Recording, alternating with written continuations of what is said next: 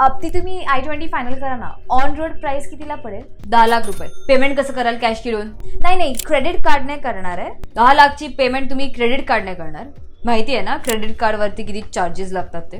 नाही, ऍक्च्युली माझ्याकडे असा कार्ड आहे जेणेकरून ह्या 10 लाखांच्या पेमेंटवरती मला 2.4 लाखचा फायदा होईल. कसं? या कार्डमधून जर मी महिन्यामध्ये 1.5 लाख रुपये खर्च करते तर मला 6% रिवॉर्ड रेट मिळतो. पण 1.5 लाखाच्या वर जर मी खर्च केला तर मला 17.5% रिवॉर्ड रेट मिळतो, म्हणजे ऑलमोस्ट 3 गुणा जास्त. सो जर मी कार्डमध्ये 10 लाख स्वाईप केले, पहिल्या 1.5 लाखांवरती मला 9,000 पॉईंट्स मिळणार आणि बाकीच्या 8.5 लाखांवरती मला 1.5 लाख पॉईंट्स मिळतील. सो 10 लाख स्पेंड केल्यावरती मला 1.6 लाखचे रिवॉर्ड पॉईंट्स मिळतील. पण हे तर 1.6 लाख झाले, तुम्ही तर 2.4 लाखचा फायदा बोलत होतात.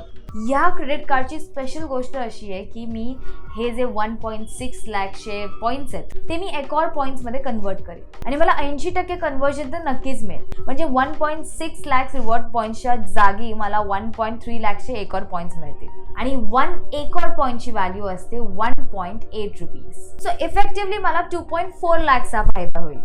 आता एवढं सगळं सांगितलंच आहे तर मग क्रेडिट कार्डचं नाव पण सांगा ना. चॅनलला आधी फॉलो करा, मगच सांगेन.